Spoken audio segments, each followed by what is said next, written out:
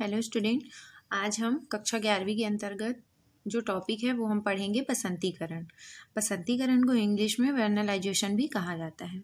बसंतीकरण जो होता है वो जनरली बीजों में पाया जाता है। ठीक है, इसमें ये जो बसंतीकरण जो है वो एक ऐसी क्रिया होती है जिसमें क्या किया जाता है कि जब फसल उगाया जाता है ना, तो बीजों को ही बोया जाता है।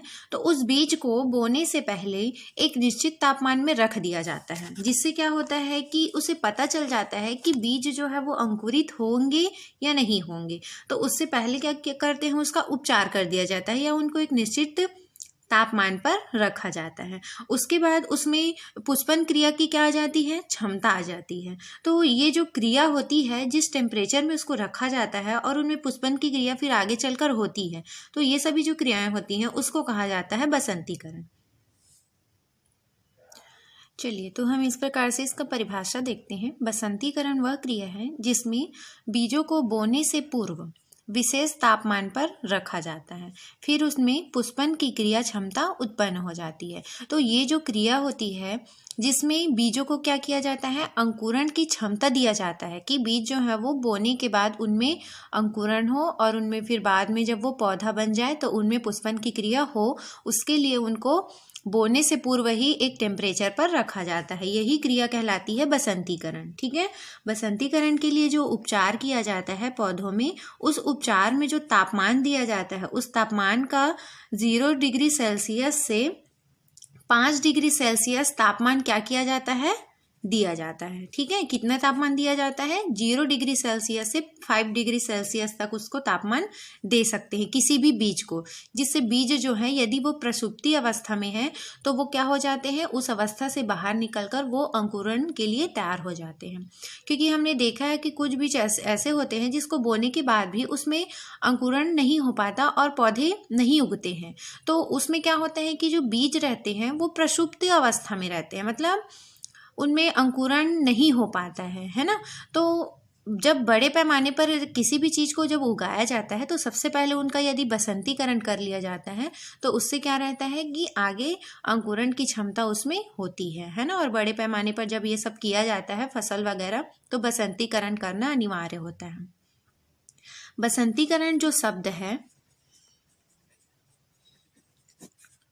बसंतीकरण शब्द, ये शब्द कहाँ से लिया गया है ना। तो बसंतीकरण शब्द का जो उद्गम हुआ है वो हुआ है रूसी भाषा से। कौन सी भाषा से, क्योंकि हर चीज का जो निर्माण हुआ है, जो वर्ड बने हुए हैं, वो सब किसी न किसी चीज से लिया हुआ है। ठीक है, तो जो बसंतीकरण शब्द है उस शब्द को रूसी भाषा से लिया गया है, जिसमें रूसी भाषा में इस बसंतीकरण को कहा जाता है वेरोवाइजेशन। क्या बोला जाता है, वेरोवाइजेशन। ठीक है, रूसी भाषा में एक वेरोवाइजेशन वर्ड था जिस शब्द से वेरेनलाइजेशन को लिया गया है। इसका हिंदी में मतलब होता है बसंतीकरण। बसंतीकरण जो होता है वो कौन कौन से स्थानों पर हो सकता है, ठीक है, उसको हम देखते हैं। यहाँ पर हम हेडिंग डालते हैं बसंतीकरण का स्थान, कि हम पौधों के कौन कौन से भाग को बसंतीकरण कर सकते हैं, मतलब उनको एक टेम्परेचर देकर क्या कर सकते हैं, उसकी कोशिकाओं में विभाजन की क्षमता को बढ़ा सकते हैं। तो जो कलिकाएं होती हैं, है ना, पौधों की जो कलिका होती है वहां पर हो सकता है, और बीजों का, है ना, बीजों का जो भ्रूण रहता है, ठीक है, बीज में भ्रूण पाए जाते हैं तो उनका जो अग्रभाग होता है वहां पर बसंतीकरण की क्रिया होती है। इसके अलावा पत्तियों की प्रविभाजी, ठीक है, पत्तियों की जो प्रविभाजी कोशिका, जैसे कि उसके जड़ और तने, ठीक है, उनको उनका प्रविभाजी कोशिका कहा जाता है।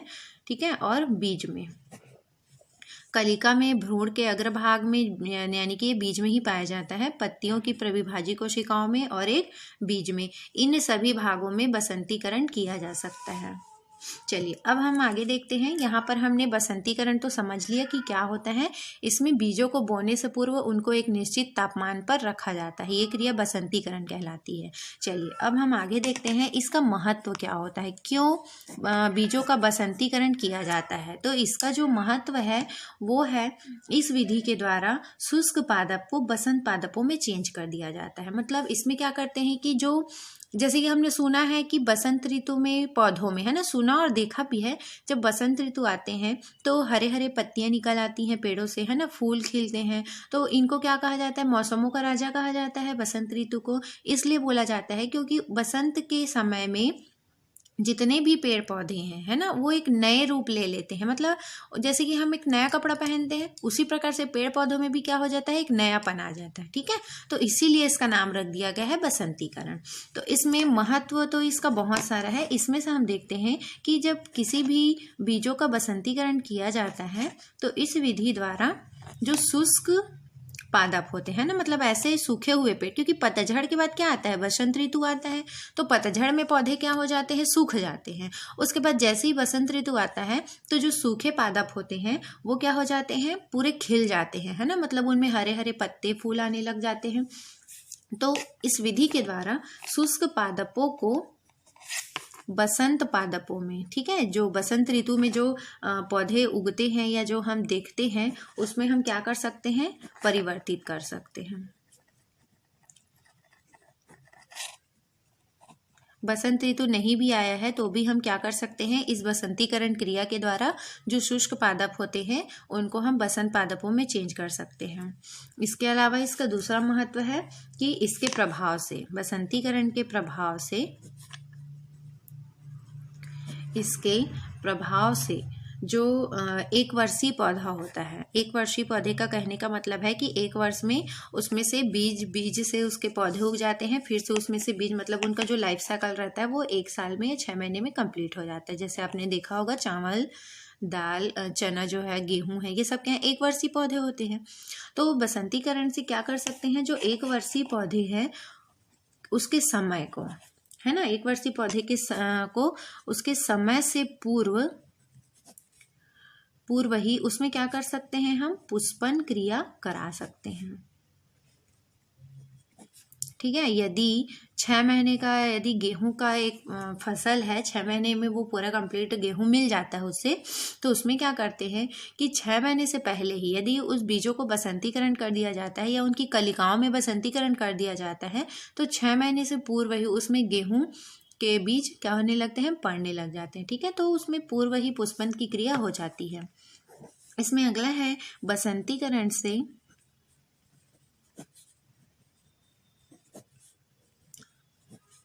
पौधों में वृद्धि का मतलब है कि उनकी जो पत्तियां, जड़ और तने होते हैं उसमें वृद्धि को कम होती है। ठीक है, बसंतीकरण से पौधों में वृद्धि क्या होती है, कम होती है। मतलब उसके जड़, तने, पत्ती क्या होंगे, कम समय, मतलब ज्यादा वृद्धि नहीं करते हैं, है ना। तो उससे क्या होता है, उत्पन्न बीज अच्छे और स्वस्थ होते हैं। मतलब हमने देखा है कि कई पौधे ऐसे होते हैं जो जिबरेलिन हार्मोन्स की उपस्थिति अधिक होने से वो लंबे हो जाते हैं, है ना, लेकिन उनके जो बीज होते हैं वो पूरी तरीके से पके नहीं होते हैं या पूरी तरीके से वो मेच्योर नहीं होते हैं। तो इसमें क्या होता है कि बसंतीकरण के द्वारा पौधों में जो वृद्धि होती है, इसका मतलब है कि जो उसके जड़, तने, पत्ते होते हैं, यानी कि पौधे बहुत अधिक समय में वो अपनी लंबाई में बढ़ोतरी करते हैं, जिससे क्या होता है कि जो उसके बीज होते हैं वो पूरी तरीक़ा से अच्छे और क्या होते हैं, स्वस्थ होते हैं। क्योंकि वो पौधे जो हैं वो बढ़ने में अपना समय लेते हैं, समय लेने की वजह से जो बीज रहते हैं वो अच्छी तरीके से क्या हो जाते हैं, पक जाते हैं। ठीक है, तो ये जो क्रियाएं होती हैं वो बसंतीकरण की ही वजह से हो पाती है। तो ये तो हुआ बसंतीकरण। ठीक है, एक टॉपिक है बसंतीकरण जो ज़्यादा नंबरों में तो नहीं पूछा जाता, 2-3 नंबरों में ये पूछा जा सकता है। तो आपको बस इतना ही लिखना है इसमें कि क्या होता है, इसके स्थान क्या है और इसके महत्व क्या होते हैं। चलिए अब हम अगला यहाँ पर पॉइंट पढ़ेंगे, बीज प्रसुप्ति। ठीक है, यहाँ पर अगला हम टॉपिक देखेंगे बीज प्रसुप्ति। मैंने बसंतीकरण में ही इस वर्ड को को बसंतीकरण में बताया कि प्रसुप्ति, इसमें क्या होता है कि बीज प्रसुप्ति का मतलब होता है कि बीज जो है वो अंकुरण से पहले, मतलब उनमें जब तक अंकुरण नहीं होता है तो क्या कहलाता है, वो जो अवस्था होती है वो प्रसुप्ति कहलाता है। ठीक है, अंकुरण से पहले की अवस्था, जब बीज जो है वो केवल बीज के ही रूप में रहते हैं। ठीक है, उनमें पौधे का निर्माण जब तक नहीं होता तब तक वो बीज प्रसुप्ति कहलाता है। तो जो बीज रहते हैं वो पौधे का क्या होता है, जन्मदाता होता है। ठीक है, पौधे जो हैं वो किससे बनते हैं, तो बीज जो होता है वो बीज पौधों का जन्मदाता होता है। इस चीज से तो हम सभी परिचित हैं। ठीक है, कि पौधों का जो निर्माण होता है वो बीजों से ही होता है। बीज ही है ना क्या करते हैं, अंकुरित होकर, बीज ही क्या होते हैं, अंकुरित होकर क्या करते हैं, नए पौधे बनाते हैं या नए पौधों को जन्म देते हैं। जब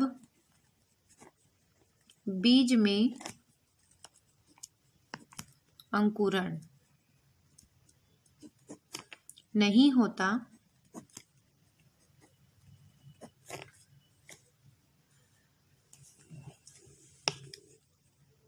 तब उस अवस्था को बीज प्रसुप्ति कहा जाता है। यह बीज प्रसुप्ति अवस्था कहते हैं। ठीक है, तो यहाँ पर हमको पता है कि पौधे जो है वो बीज से ही बनते हैं। बीज में ही जब अंकुरण होती है तब एक पौधे का निर्माण होता है। ठीक है, तो जब तक बीज में अंकुरण नहीं होता तब तक वो अवस्था क्या कहलाती है, बीज प्रसुप्ति अवस्था कहलाती है। हमने देखा है कि कुछ बीज जो है उसमें अंकुरण होता ही नहीं है ना, वो बीज के ही बीज रहते हैं, उसमें से कोई पौधों का निर्माण नहीं होता। उसका मतलब है कि जो बीज है वो कौन सी अवस्था में होता है, प्रसुप्ति अवस्था में होता है। ठीक है, इसके बहुत सारे कारण होते हैं कि क्यों वो प्रसुप्ति अवस्था में रहते हैं, उनका समय भी होता है, तो वो हम आगे देखेंगे। तो यहाँ पर यदि ये तो हो गया इसका परिभाषा है।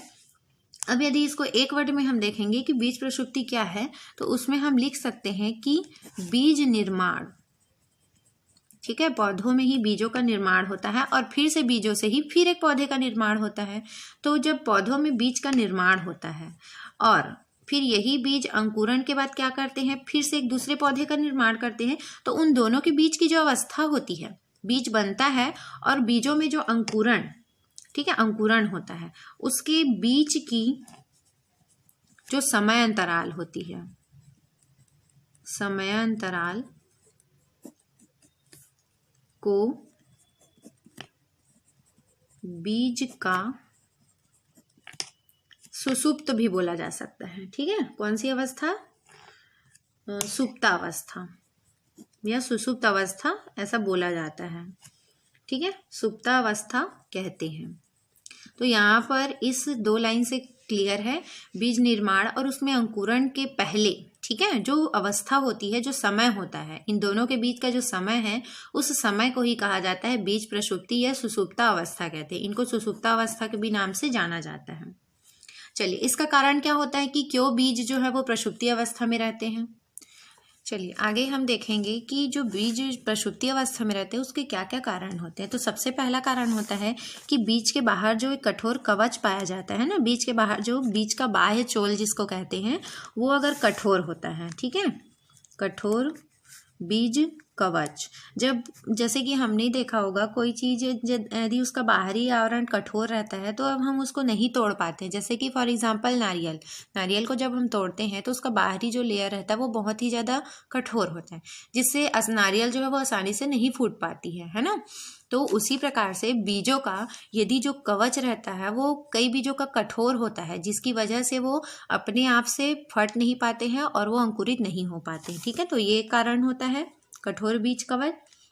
इसके अलावा होता है बीजों के अंदर जो भ्रूण पाया जाता है, ठीक है, जब तक वो मैच्योर नहीं होते हैं तब तक उसमें अंकुरण नहीं हो पाता। तो अपरिपक्व भ्रूण ये भी एक क्या है, कारण होता है, ठीक है। और प्रसुप्त भ्रूण, प्रसुप्त भ्रूण का मतलब होता है कि वो क्या है, सुसुप्त अवस्था में रहते हैं ना, निष्क्रिय होते हैं। तो ये सभी कारण होते हैं बीजों के अंकुरित न होने का या बीज प्रसुप्ति का। अब इसके दूर करने के उपाय में देखते हैं हम। दूर करने के उपाय, प्रसुप्ति अवस्था को दूर करने के उपाय। इसमें दूर करने का जो उपाय है वो इस तरीके से है कि इसमें क्या करते हैं, यांत्रिक उपचार के द्वारा उसको किया जाता है ना, और कम तापमान दिया जाता है। इसके अलावा प्रकाश और दाब, ये सब क्या होते हैं, उसको दूर करने के उपाय होते हैं। तो इसको दूर करने के उपाय में हम लिख सकते हैं यांत्रिक उपचार। इसके अलावा बीजों को यदि कम तापमान में रखा जाए, ठीक है, तो और एक और है इसका प्रकाश भी देकर या उसको दाब। तो इन सभी चीज़ों का यूज़ करके हम बीजों के प्रसुप्ति अवस्था को हटा सकते हैं। तो ये तो हुआ बीज प्रसुप्ति। तो इस तरीके से ये बहुत ही छोटा टॉपिक है। चलिए अब हम इसमें दूसरा टॉपिक फिर से देखते हैं, बीजों का अंकुरण। एक दूसरा टॉपिक है यहाँ पर बीजों का अंकुरण। ये सभी जो है वो छोटे छोटे टॉपिक्स हैं। इसमें पहले मैंने बताया बसंतीकरण, बसंतीकरण के बाद बीज प्रसुप्ति अवस्था, और एक अगला यहाँ पर टॉपिक है बीजों का अंकुरण। क्या कहलाता है, अंकुरण किसको बोला जाता है। तो यहाँ पर हम यदि अंकुरण देखेंगे तो अंकुरण का मतलब होता है कि जो बीज रहते हैं उसके जो भ्रूण होते हैं, है ना, वहां से बीजों से ही क्या निकलता है, जड़ों का भी निर्माण होता है और तनों का भी निर्माण होता है। मतलब प्ररोह और मूल दोनों का निर्माण होता है। दो नए पौधों का जो जन्म होता है वही क्रिया कहलाती है अंकुरण, है ना। हमने जैसे कि चना को ही देखा है, चने को हम भिगा कर रखते हैं तो दूसरे दिन या तीसरे दिन जब हम देखते हैं तो उसमें से क्या निकल आती हैं, जड़ें निकल आती हैं, मतलब वो अंकुरित हो चुका रहता है, ठीक है। तो वही है बीजों का अंकुरण। यहाँ पर हम परिभाषा में लिख सकते हैं भ्रूण द्वारा, जो बीजों में भ्रूण होता है तो भ्रूण द्वारा मूलांकुर, जहाँ से मूल यानी कि जड़ का निर्माण होता है, एवं प्रांकुर, जहाँ से प्ररोह या तने का निर्माण होता है। तो भ्रूण द्वारा मूलांकुर और प्रांकुर विकसित कर नए पौधे को जन्म देना, ठीक है। जैसे उसमें से जड़ और तने निकल आते हैं कोई भी बीज से, तो उससे क्या होता है, एक नए पौधे बनते हैं। तो वही जो क्रिया है वो कहलाती है अंकुरण, अंकुरण कहलाता है, ठीक है। तो इस तरीके से ये क्या है, उसका परिभाषा है। अब यहाँ पर अंकुरण जो है वो दो प्रकार का होता है। कितने प्रकार के होते हैं अंकुरण, अंकुरण जो है वो दो प्रकार के होते हैं। तो यहाँ पर पहला जो उसका प्रकार है वो होता है अधोभूमिक, अधोभूमिक। और जो दूसरा अंकुरण होता है वह होता है ऊपरी भूमिक, ठीक है। इसमें क्या होता है, ये जो अंकुरण होता है वो भूमि के नीचे जाता है, ठीक है, अधोभूमिक। और जो दूसरा अंकुरण होता है वो होता है ऊपरी भूमिक, यानी कि भूमि के ऊपर, ठीक है। तो हम यहाँ पर देखते हैं कि अंकुरण में यहाँ पर बोला गया है मूलांकुर और प्रांकुर का विकास होता है। तो मूलांकुर यानी कि जो जड़ें होती हैं वो किधर जाती हैं, जमीन के नीचे जाती हैं, और जो प्रांकुर विकसित होता है उस बीज से वो कहाँ जाती है, भूमि के ऊपर। तो इस तरीके से अंकुरण जो है वो दो प्रकार की, जड़ों का जो निर्माण होता है वो अधोभूमिक और तनों का निर्माण होता है वो ऊपरी भूमिक, यानी कि भूमि के ऊपर। तो इसको हम क्लियर करते हैं पहले कि जो अधोभूमिक है वो क्या होता है। अधोभूमिक में क्या होता है कि अंकुरण के पश्चात, इसमें जब अंकुरण होता है किसी भी बीज में तो अंकुरण के पश्चात मूलांकुर, ठीक है, किसका निर्माण होता है, मूलांकुर और प्रांकुर दोनों का होता है। लेकिन हम यहाँ पर किसका पढ़ रहे हैं, अधोभूमिक में जब मूलांकुर भूमि में स्थिर हो जाता है ना। जड़ें जो हैं वो, क्योंकि मूलांकुर से ही जड़ का निर्माण होता है, तो जब वो जड़ें जो हैं वो भूमि में क्या हो जाती हैं, या मूलांकुर भूमि में स्थिर हो जाते हैं और बीज पत्र भूमि के बाहर नहीं निकलते। ठीक है, हमने देखा है कि कुछ बीजों में, है ना, जैसे कि धनिया में ही मैंने देखा है, धनिया जब उगाते हैं तो धनिया जो है वो, आप जब उसको छोटी अवस्था में देखना, धनिया जो है वो ऊपर आ जाता है ना। बीज जो है वो जड़ें नीचे जाती हैं, तो जो बीज रहता है जिसको बीज पत्र कहा जाता है वो भूमि के ऊपर आ जाते हैं, है ना। आप देखना किसी भी छोटे पौधों को, फॉर एग्जाम्पल आप धनिया को ही देख सकते हैं अभी, तो उसमें क्या हो जाता है, जो बीज है वो तनों के साथ बाहर आ जाता है। ठीक है, और एक ऐसा होता है जिसमें वो बाहर नहीं आता, वो जमीन के नीचे ही रहता है। ठीक है, तो अधोभूमिक के अंतर्गत क्या होगा कि जब मूलांकुर जो है वो भूमि के नीचे स्थिर हो जाते हैं, तो जो बीज पत्र रहता है वो भूमि के बाहर नहीं निकल पाते हैं, है ना, वो अंदर में ही रहते हैं। तो उस प्रकार के अंकुरण को कहा जाता है अधोभूमिक, यानी कि भूमि के नीचे। तो यहाँ पर एग्जाम्पल में हम लिखते हैं कि किसका किसका यहाँ पर होता है। ठीक है, तो चना है, मटर, धान, गेहूं, खजूर, तो ये सब जो इनके जो बीज रहते हैं वो जब अंकुरित होते हैं तो बीज जो है वो जमीन के नीचे ही स्थित होते हैं। ठीक है, बाहर नहीं निकलते हैं, तो उस प्रकार के अंकुरण को कहा जाता है अधोभूमिक। इस डायग्राम से हम समझते हैं कि किस प्रकार से अधोभूमिक अंकुरण होता है। सबसे पहले जब कोई बीज रहता है उसमें से पहले मूलांकुर का विकास होता है। ठीक है, यानी कि जड़ों से फिर धीरे धीरे उसके दूसरे भाग से किसका निर्माण होता है, तने का विकास होता है। उसके बाद वो कुछ बड़े होते हैं और फिर ये बीज जो है वो क्या है, एक जमीन के नीचे ही स्थित होती है और उसमें से जड़ें जो है वो नीचे की ओर जाती हैं और जो तने हैं वो ऊपर पौधों के रूप में उनका निर्माण होने लगता है। ठीक है, तो इस प्रकार से यहाँ पर अधोभूमिक अंकुरण देखने को मिलता है। जमीन के नीचे ही बीज जो है वो जमीन के नीचे ही स्थित होते हैं। चलिए अब हम अगला उदाहरण देख। अब यहाँ पर इससे तो क्लियर हो गया है। इसमें हम देखते हैं कि ऊपरी भूमिक में क्या होता है। ऊपरी भूमिक में होता यह है कि अंकुरण के पश्चात जो बीज पत्र रहते हैं वो भूमि के ऊपर आ जाते हैं। अंकुरण के पश्चात बीज पत्र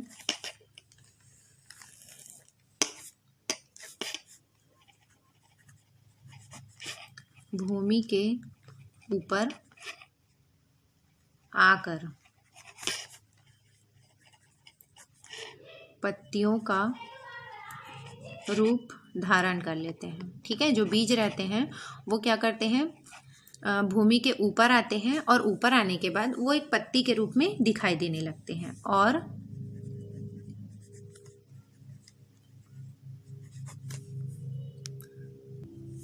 पौधों के साथ ये भी क्या करने लगते हैं, प्रकाश संश्लेषण की क्रिया करने लगते हैं और प्रकाश संश्लेषण करते हैं। फिर कुछ दिनों बाद क्या होता है कि जब ओरिजिनल पत्ती आ जाती है उस प्लांट में, तो वो बीज क्या हो जाते हैं, सूख कर गिर जाते हैं। तो हम यहाँ पर लिख लेंगे, कुछ दिनों बाद असली पत्ती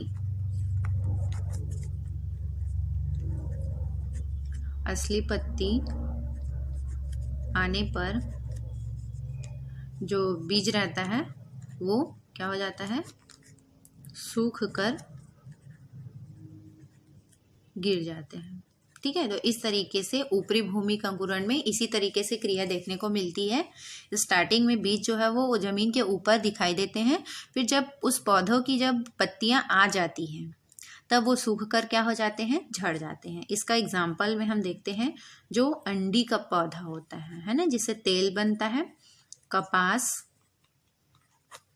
इसके अलावा जो प्याज है उसमें भी यही क्रिया देखने को मिलती है इस तरीके से। और जितने भी बीन जैसे कि सेम हो गया, गंवार फली हो गया, इस सब में भी इसी तरीके से पाया जाता है। इसका एक चित्र देखते हैं।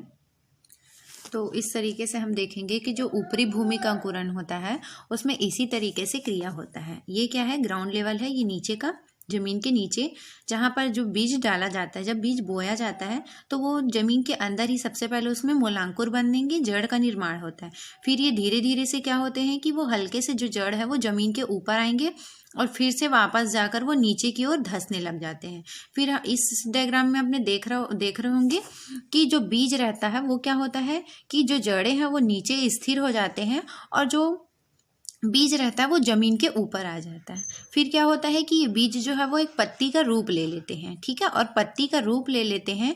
फिर जड़ें जो है वो नीचे स्थिर होते जाते हैं और कुछ समय पश्चात जब इन पौधों में पत्तियां निकल आती हैं तो वो जो बीज रहता है जो एक पत्तियों का रूप लिया हुआ होता है वो झड़ जाते हैं, ठीक है।